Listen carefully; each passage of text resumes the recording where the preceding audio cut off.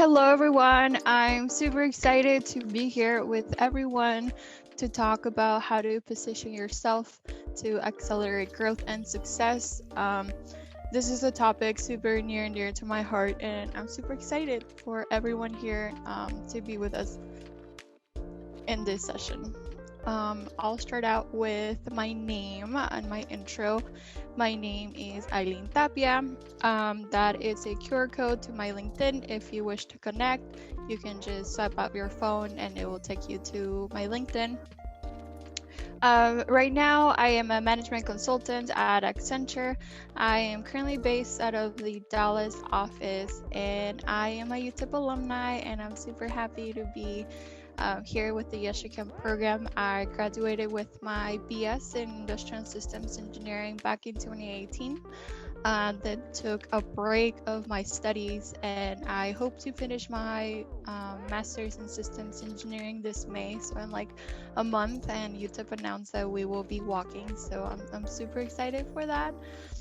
I am a multi-passionate person, and some of my like the highlights of my passions, it's hiking, traveling, and being a dog and plant mom. I went to Sedona earlier this year, and it honestly was one of the best experiences that I've done. Just the hikes, the weather was amazing, and the sightseeing was, I don't know, that fills my cup with love and energy. And another thing I'm super passionate about, it's mentorship, and so I always get an opportunity to talk about mentorship. That has really helped me open the doors to learn how to network. I didn't know that the term networking was a thing until I heard it from my mentors, and it also gave me a lot of career clarity. With my industrial engineering degree, I could do 1,000 things, and I just didn't know what opportunities were there out there for me. I'm a first gen, and mentorship really helped me guide my career to wherever I wanted to go. And then the last thing, when I started working at Accenture, and even through my internships, I didn't know that there were things called sponsors. And there are such things in corporate America that basically a sponsor is someone that talks about you when you're not in the room. Hopefully great things that you're doing, and a mentor is someone that is able to coach you and guide you as you go through the process of learning and experiencing your project and just your learning experience as a human being through your professional journey. So yeah, that is a little bit about me, and now I want to get to know who's in the room. So I do have a mentee for everyone. If you can please go ahead to mentee.com and use the code that we have right here, or if you want to do it with your phone, you can point to the QR code and it will take you to the mentee with that code. And then I will turn it over to the yesshecan. So we have a freshman, and if you're a professional, you can include your graduate option.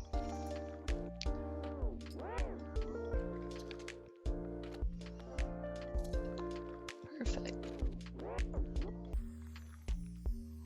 We got 3 responses.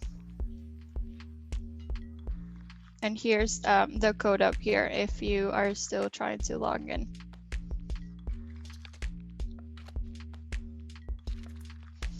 And as this is populating, Sarah, do they have the ability to unmute if they want to go ahead and do that? Yes, everybody should be able to unmute. Okay. So feel free to raise your hand if you have a question or a comment. And then if you have a question, also feel free to put it in the chat, or if something resonates with you, let me know.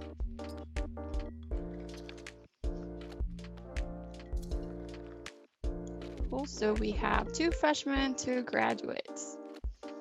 Perfect. Graduate/professional. Awesome. I just wanted to know who's in the room, kind of get an idea of how to tailor this presentation a little bit more.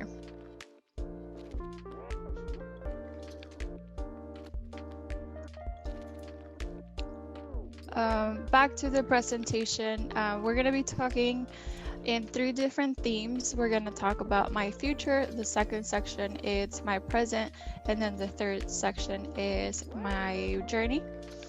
So in my future, I would love to start thinking about us as trailblazers. I share that I am a first generation graduate student. I personally am an immigrant.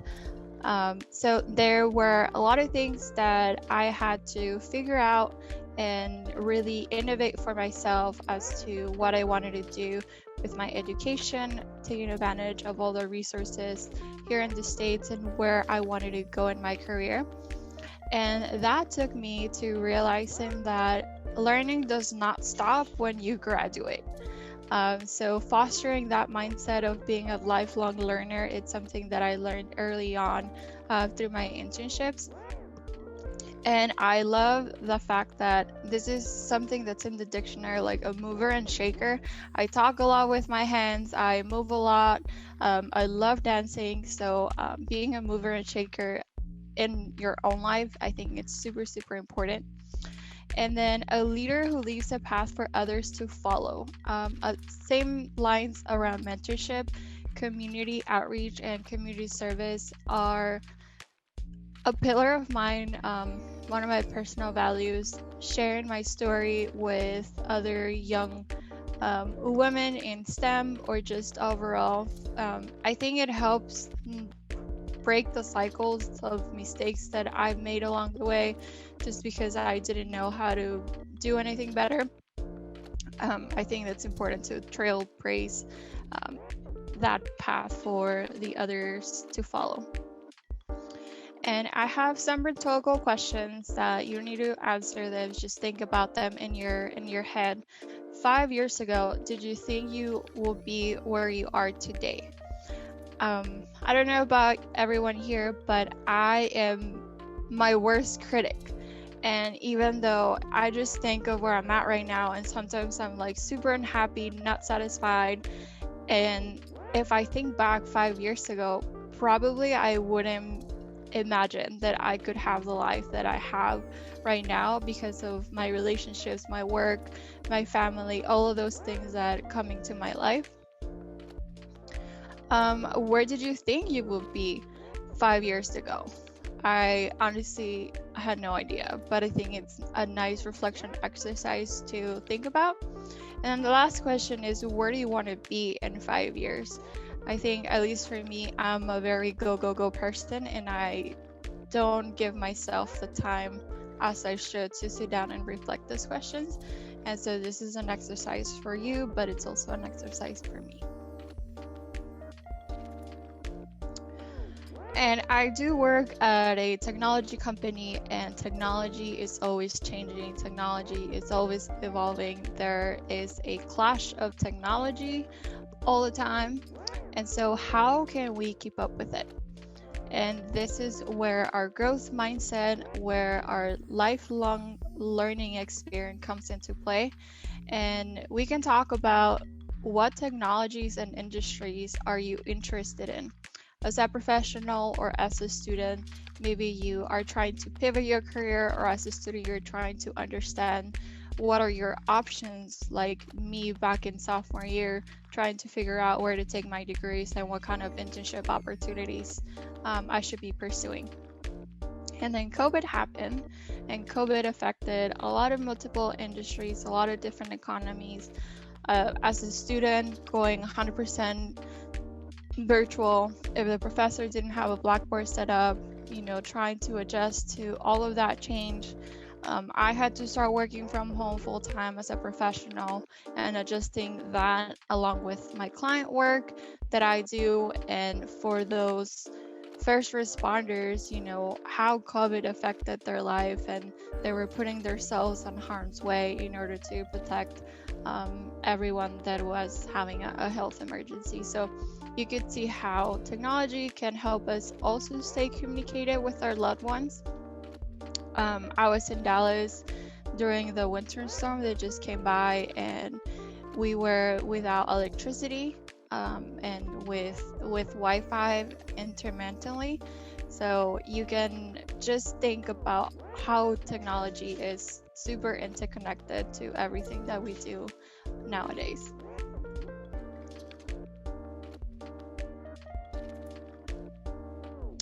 So moving on to the fixed and growth mindset, there's two different metaphors that we can think about. The first one is the rock logic. If you have a fixed mindset, um, these are people who have tendencies of avoiding challenges. They don't like moving. They're just gonna basically stay where they are. Nothing really gives them motivation to move or to do anything. And to difference with that, like the water logic of you like going through experiences and moving through different journeys that take you from point A to point B, maybe not in the way that you want it, but at least it gave you the learning opportunity to learn something from that situation. So if we explore that a little bit deeper, the rock logic basically tells us that ability is static. We are not moving, we are staying put, and we basically are not going anywhere. People with fixed mindsets are people who avoid challenges. Whenever they try something new, they are easily discouraged by failure. So maybe, riding the bike at the first time, I remember that I kept falling and I kept falling, but that really didn't discourage me. So if there's something that someone that is scared of failing and prefers not to do it, they have a little bit more of fixed mindset tendencies, seeing effort as fruitless, not being able to take feedback from either your supervisors or your parents or maybe a friend or your professor when they reviewed your paper, and that they feel threatened by others. And this one, it's very personal for me because whenever, at least in my opinion, whenever you feel threatened by others, I think it's because, at least through my college experience, it was an experience of self-discovery, like who am I, what's my value, what's my worth. And whenever I would see someone that threatened me, I think it like clashed with my own self-discovery journey of like, I don't know who I am, so I don't know what I should be pursuing type of thing. That's kind of like off this topic, but and then on the other hand, with the water logic, it's when you have your growth mindset, when the abilities of learning are developed. You like to embrace challenges and you're not afraid of failure. You like to persevere and keep trying. You persist through obstacles and you see that effort is necessary in order to achieve your goal. You learn to embrace feedback from others as a learning opportunity. And then when you see anyone within your immediate circle or outside of your immediate circle succeed, you're inspired, whether they got that new job or whether they graduated or whether they paid off their student loan, like whatever that might be. The fact that their success inspires you, it's a tendency for a growth mindset. So now we are going to take a moment and reflect on your own mindset. And we're going to go back to Menti, and we have 4 questions for you. So you're going to read those 4 statements, and then you're going to select from 1 to 10, where do you think your mindset is currently at? So the first statement is, truly smart people do not need to try hard. And 1 is, I completely agree, and 10 is, not at all. And if it's not popping up on your Menti, let me know.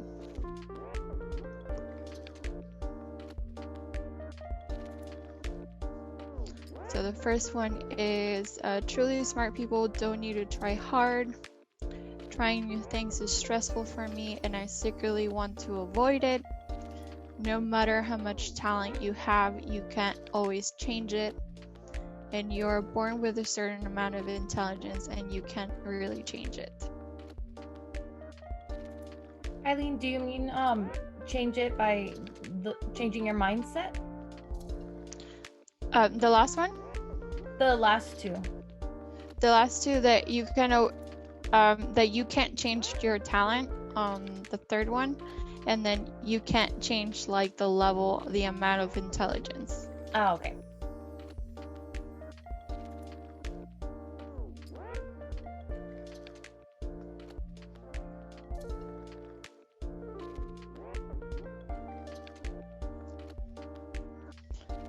And we'll give it a second for more responses.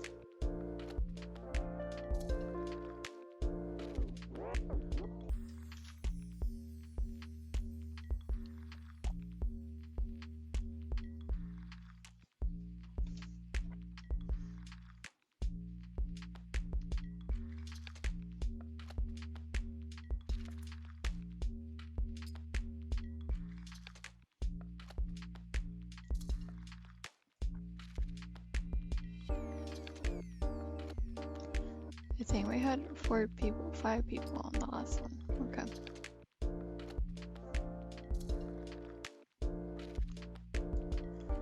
Very interesting to see everyone's opinions on this one. So if you answered 10 on any of these, that is more on the growth mindset side. And if you answered towards the 1, it means you're more towards the fixed mindset.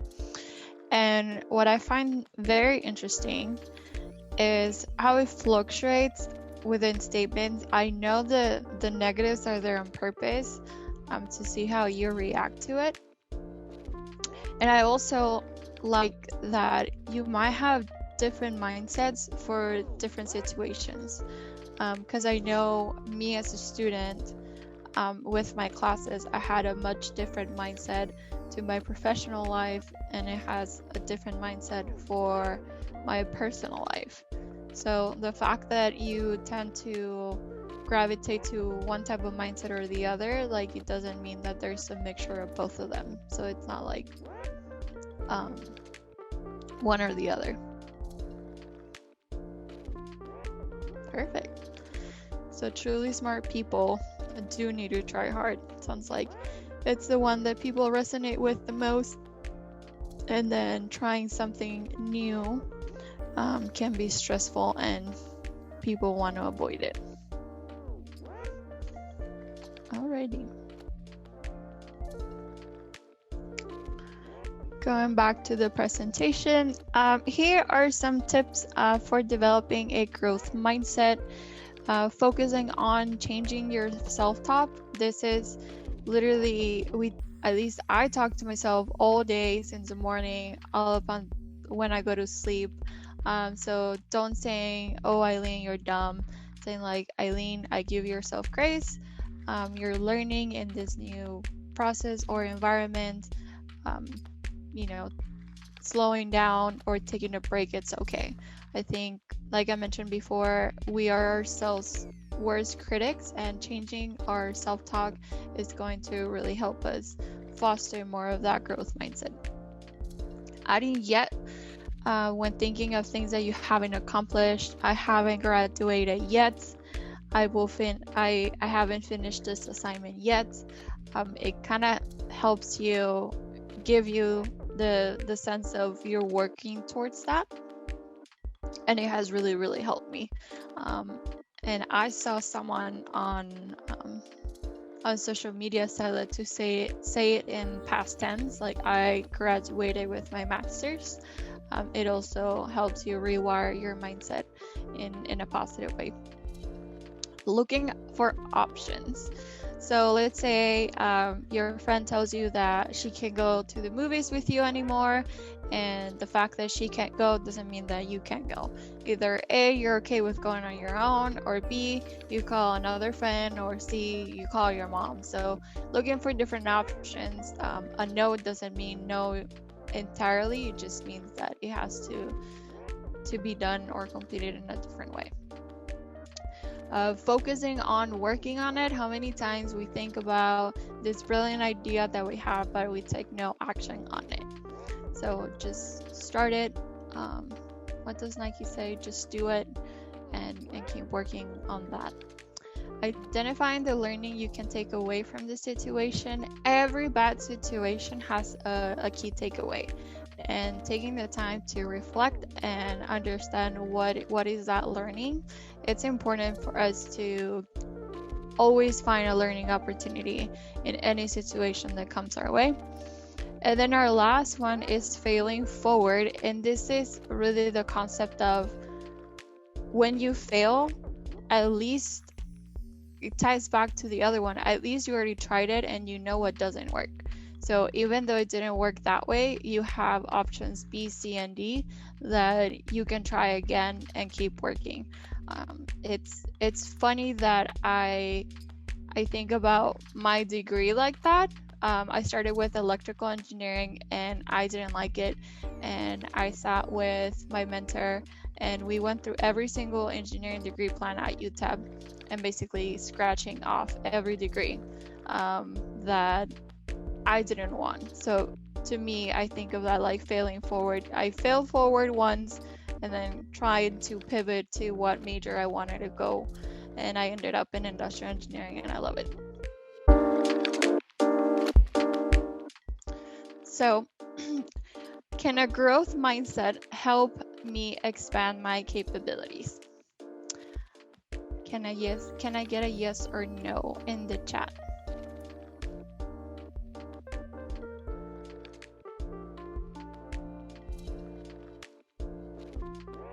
Yes. It can definitely help your capabilities. So now we are transitioning to my present. Where we are now, what can we do now to take action? So since yesshecan is focused on STEM and I'm engineering, I wanted to share what's in my engineering toolbox right now. And this is really to understand what are the transferable skills that we have right now in order to propel us to our future. So technical skills are those skills that, and if I put it in an analogy statement, technical skills are those skills of knowing how to perform a heart transplant. Analytical skills is actually knowing when to perform the heart transplant. These two are usually confused, but really your technical skills is actually knowing how to do it, and then analytical it's when to actually perform an action. And then the foundational skills is actually communicating to the patient or the family that they need a heart transplant. So you need a mixture of all those three in your engineering toolbox or in your life toolbox, if you want to call it that. So identifying the skills that you have developed through your life experience, through school, through work is very important. And we're going to break them down into these three buckets to basically assess how these are transferable, whether you're trying to pivot to a different industry or you just want to get a new role or new opportunity within the organization that you're currently at. So practicing together as a mechanical engineer, I think that's the majority of the majors enrolled at UTEP. So some of the technical skills that they learn through their degrees is AutoCAD. Whether that is AutoCAD, Fusion, many other CADing softwares that they use. How does that translate to a technology company like Accenture?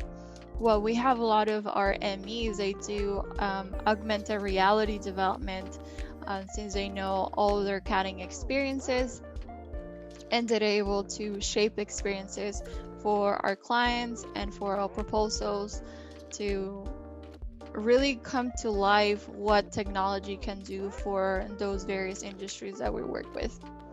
Analytical skills, whether that is your physics, chemistry class, that you just get a bunch of word problems with all the requirements of what the program requires. That can be translated into your client challenges.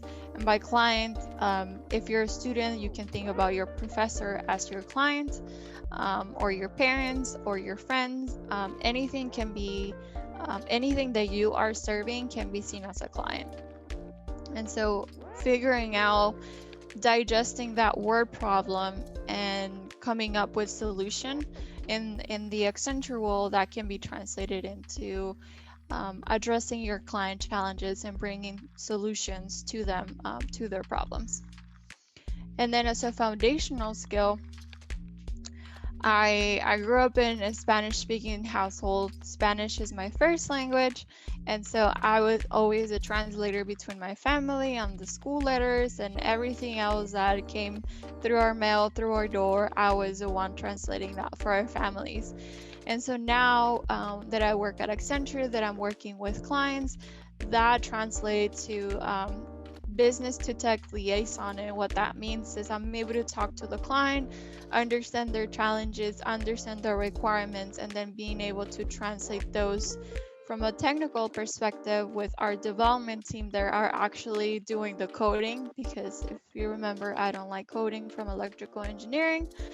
So at least I'm able to understand the technology while understanding the requirements and be able to keep both of those accountable to one another as I'm working with my clients.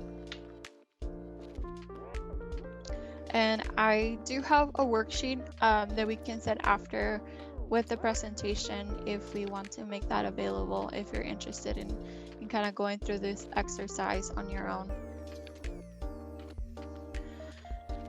And then this slide, we are going to be talking about continuous learning is in our DNA. The only constant thing in life is change, and we've seen that time and time again. And we really embark without knowingly into three different type of learning journeys. The technical journey starts at school, figuring out what you like to do, what kind of major you want to focus on, what are you're truly passionate about in the academic world, and that really translates to what makes you happy as a person. Are you able to execute your degree, and when you come home feel fulfilled by your job? Or do you wake up in the morning excited about what you do by applying those technical skills to your job? And that comes up to, if you're a happy person, you are contributing to the role, you do have a purpose, and we love that you are serving your community and beyond with your gifts and talents. So those are the three learning journeys that I really like talking about. And then moving on to our journey of where we are today, we are gonna be talking about what are the next steps. We've talked about being a trailblazer, seeing 5 years from now, where do we want to go? We talked about what are the current skills that are transferable for our next goal. And so I'm going to introduce to you what I call the PATH framework. This is a framework that I came up with and has come very handy when trying to assess kind of like where I'm at, where I want to go, and how does that fit into my life. So the P, it stands for plan and have perspective. So the first thing that we need to do is to set up a game plan. What are our goals? What am I trying to achieve? What are my personal values, and what's my mission here? That's the first piece of the puzzle. I think for me, this one is the hardest one because it's reflecting and strategizing all at once. That doesn't come natural, so it challenges me to sit down and write it on a piece of paper. The next one is adjacent skills. So that goes back to the previous exercise that we did. What skills do I already have that are transferable um, to what I'm trying to achieve?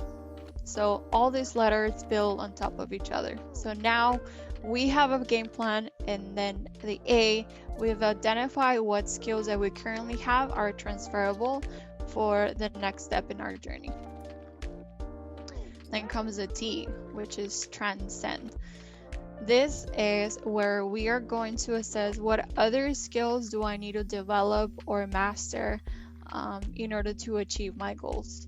If you don't have those skills to start out with, okay, what are the gaps that I need to fill between the skills I already have and the skills that I don't have? We need to fill that gap, and this is the part of the framework that gives you the greatest learning opportunity to develop, master, or start learning a new skill. And then my favorite, it's the H, it's the holistic view. We've talked about the skills that you have and that you are about to develop, but really how do this helps you as a person achieve your goals and bring the best out of you. And so now we talked about the plan, identifying your adjacent skills. How are you going to transcend, elevate to the next level? And then how does this complete your, how does this step into you showing up as your higher self for it to come through a 360 view for you? And so as an example, if I were to be a student and I'm using this framework to get an internship or to get a job, my plan and my perspective is to earn my bachelor's degree by 2022 and start my career as an entry-level engineer at X company, at Accenture, at Boeing, at Lockheed Martin, at Exxon, whatever company that you want. What's your plan, and what's the role that you want to have? Then A, what my adjacent skills. When I was in school, I was a student leader in my organization, so I developed leadership skills. If you're in a team project, you're constantly doing project management, making sure that you are keeping up with the deadlines and turning in things by whenever they need to be turned in. If you are your senior design project, I think for a lot of students that's a 2-semester process, and it's 2 semesters because it's a very complex problem that you need a whole year to figure it out. And then resource allocation, like I think of resource allocation a lot for my time. Like I only have 24 hours in a day. I want to get my 8 hours of sleep. Like how I'm gonna block and section my day in order to accomplish everything that I need to do. So those are all skills that you already have. If you're a student or as a professional, I bet that you have a lot more complex adjacent skills that can be transferable to a new role or the next opportunity you want to pursue. And then this is me wearing my technologist hat. These are all of different technologies that we use and apply at Accenture. We love doing digital experiences for our clients and really immersing them on what it would look for them by implementing and integrating a technology into their business processes. Artificial intelligence, 5G, AT&T and Verizon are huge on this one. Quantum computing, cloud technologies are booming, and really all of our cloud providers, Microsoft, Amazon, Web Services, and Google really benefited from the pandemic because everybody wanted to move everything to the cloud when everybody was locked down. So some key trends, technologies to consider if that was the route that you were trying to go towards. And then at the end of the day, how does this come around to you? You want to make sure that it's a 360-degree perspective on what your brand is in and out of the workplace. as a student, when I was going through my own journey and trying to find my place in the world, I I thought I needed to fit into a company. I thought I needed to fit into the mall, having the GPA, having the leadership experience that they wanted me to have, having those letters of recommendation. And really, it became a what do like kind of like my existential crisis, quarter life crisis of who am I, what am I about, what's my purpose. And I think that needs to be established first, because you have so much to offer to the world than what you give yourself credit for. And it's a matter of looking inside and trying to figure that out, and then going towards an organization or a company that accepts you for that. um, and that is a personal brand that you carry in and out of the workplace. And your education and your brand, it's something that nobody can take away from you. There is also a worksheet for this one, if you want to go through this exercise. And then the three main takeaways that I have for you is that agility is key for your future, adapting to whatever comes your way, in a nimble way. It's always good to be quick on your feet, and follow your intuition to what is going to set you up for success. And success is something that is defined by you. It's very personal to your own current situation. And you are always going to be and have the power to trailblaze your journey. This is something that I thought someone had to do for me, and I've changed that narrative around and taking that power back, for myself and for the future generations. And the last thing I have is thank you for your time. And I don't know if we want to open it up for questions. The Menti is open if you want to ask an anonymous question, but this is the end of the presentation. Thank you for having me here. Thank you so much, Eileen. I actually do have a question. So you noted that there's a difference between a mentor and someone called a sponsor. I've never heard of what a sponsor is or what exactly they do. I know you gave like a brief difference, but is there any way you can further compare those things? Yes, so I didn't know this either until I started working in at Accenture. And what I really noticed is, at least this really comes on getting those new opportunities, getting a promotion, getting a raise. When those conversations are happening, you are not in the room. Like, you are not the deciding person of like, Sarah, you've done all this great work, you deserve a promotion, you deserve a raise. There is a group of people that come together and basically look at your internal resume of all your metrics. What have you done? What has your impact? What's your value? How are you a value add to the team? And basically, the sponsor is the person that fights for you. Sarah has done all these amazing things, basically defends you against a group of panel of people. And like, it doesn't have to be just on promotions, but it is that person that really fights.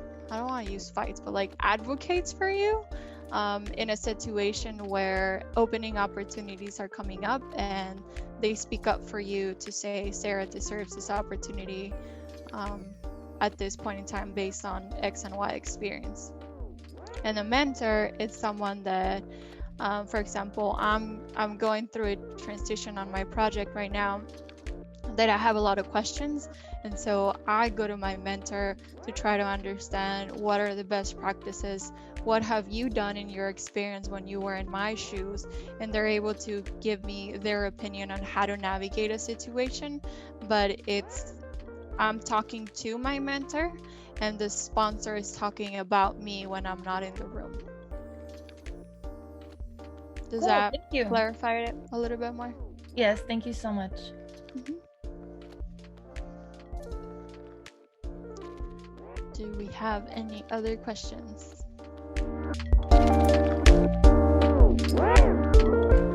No. Alrighty. Do we take pictures on this calls? You can if you want. It's recorded, so everybody's aware that like they will be on our YouTube at some point. Okay. Well, if there's no other questions, then I think we are good to close the call. I'm very happy that you guys were able to attend, and hopefully this information was insightful and as a resource for your future endeavors. Thank you, Eileen. It was super helpful. Thank you, everyone. Thank you. Thank you, Eileen. I agree. Super loved it. Yay! So much. Thank you. Absolutely. Bye, everyone. Bye-bye. Bye, y'all.